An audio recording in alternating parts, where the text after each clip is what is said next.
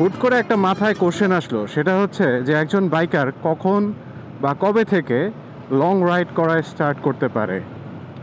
আসলে হুট করে না, আমাকে একজন সাবস্ক্রাইবার আগের ভিডিওটাতে কমেন্ট করছে যে ভাই, আমি 6 মাস ধরে বাইক চালাচ্ছি, তো আমি নিউ রাইডার, তো আমি কবে থেকে লং ট্যুর করতে পারবো বা রাইড করতে পারবো, আমাকে একটু জানাবেন। তো আমি শুই না, বললাম যে ভাই এটা খুব ফানি একটা কোশ্চেন, কারণ হাউ উড আই নো যে আপনি কবে থেকে রাইড করা স্টার্ট করতে পারবেন, আই মিন লং রাইড করা স্টার্ট করতে পারবেন। There is no timeline right.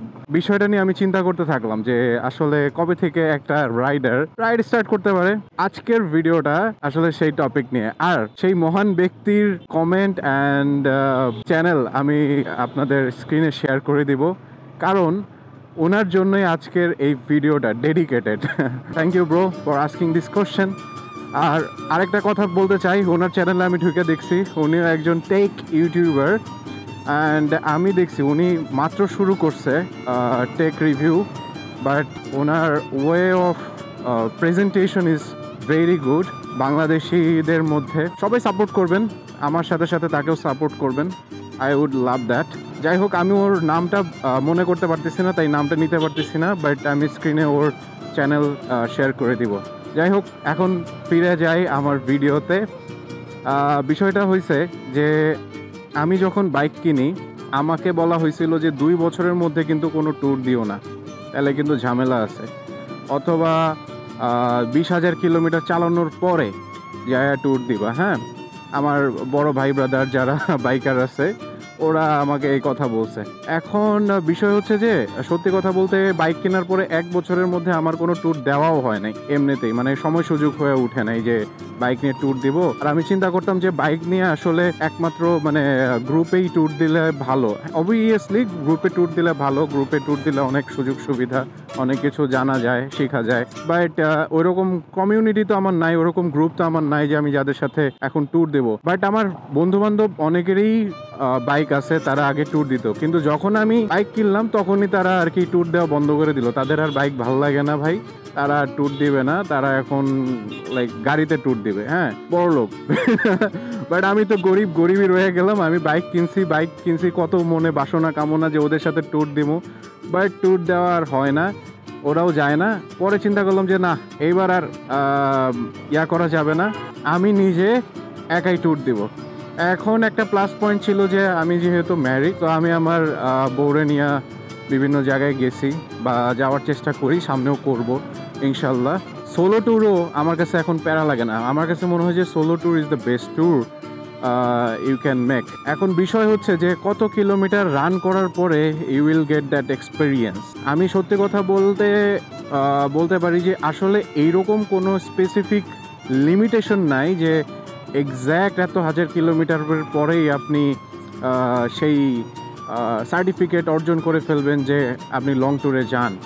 Long ট্যুরে একটা বিশাল এক্সপিরিয়েন্সের ব্যাপার।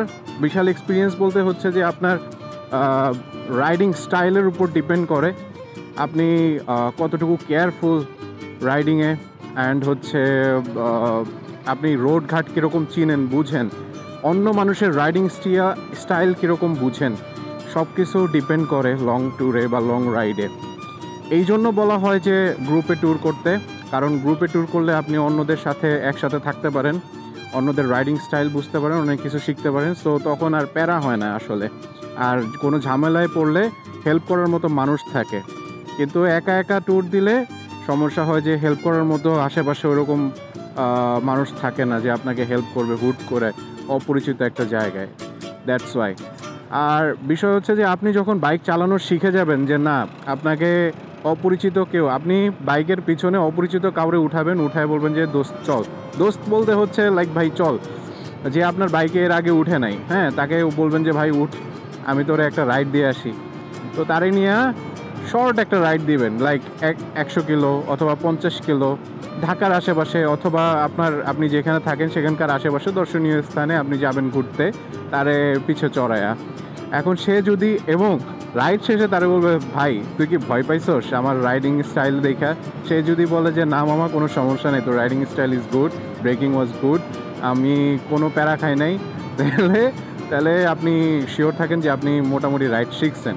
ঠিক আছে, এখন বিষয় হচ্ছে কেন আপনারা শর্ট রাইড দিতে বললাম, কারণ হাইওয়েতে আপনাকে যাইতেই হবে, হাইওয়েতে শর্ট রাইড দিতে হবে অবভিয়াসলি। এখন ঢাকার মধ্যে যদি আপনি শর্ট রাইড দেন মানে এরকম অলিগলিতে, তাহলে আবার লাভ নেই। হ্যাঁ, আপনাকে হাইওয়েতে উঠতে হবে, কারণ হাইওয়ের বাস ট্রাক গাড়ি চলার মানে মুভমেন্টে ডিফারেন্ট, ওরা ডিফারেন্ট স্পিডে থাকে, ডিফারেন্ট লেনে থাকে, ডিফারেন্ট অ্যাগ্রেসিভ মোডে থাকে। সো আপনাকে বুঝতে হবে যে ওই লেনে কীভাবে চালাইতে হয়, কীরকম অ্যাগ্রেসিভ মোডে থাকতে হয়, অথবা কখন মানে কীভাবে ব্রেক করে কন্ট্রোল করতে হয়। আপনার বাইকের সাথে আপনাকে খাপ খাওয়ানোর জন্য হাইওয়েতে যাইতে হবে, হাইওয়েতে আপনি শর্ট রাইড দিতে পারেন।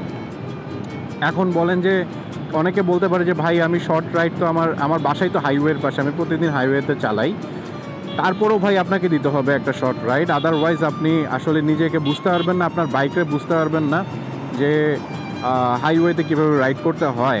তো এই ছিল আসলে ভিডিও, যে লং ট্যুরে যাওয়ার জন্য আপনার স্পেসিফিক কোনো রাইডিং এক্সপিরিয়েন্সের দরকার নাই, যে এত কিলো বা এত মাস পরে আপনি রাইডিংয়ে যাইতে পারবেন, but it's good if you have enough experience. And অবশ্যই প্রথম রাইড দেওয়ার আগে চেষ্টা করবেন যে এক্সপিরিয়েন্সড রাইডারদের সাথে রাইড করার, অ্যান্ড যারা হচ্ছে কিনা আপনার থেকে সিনিয়র রাইডার তাদের সাথে রাইড করার। তো এই ছিল আজকের video guys, thank you for watching, be happy do whatever you want without harming anyone. দেখা হচ্ছে নেক্সট ভিডিওতে নতুন কোনো একটা টপিক নিয়ে। আজকের ভিডিওটা খুব শর্ট ছিল, ইনশাল্লাহ আপনার ভিডিওটা ভালো লাগছে আশা করি। আর যদি ভালো লাগা থাকে অবভিয়াসলি একটা লাইক, কমেন্ট অ্যান্ড সাবস্ক্রাইব করে দিয়ে যান। তারা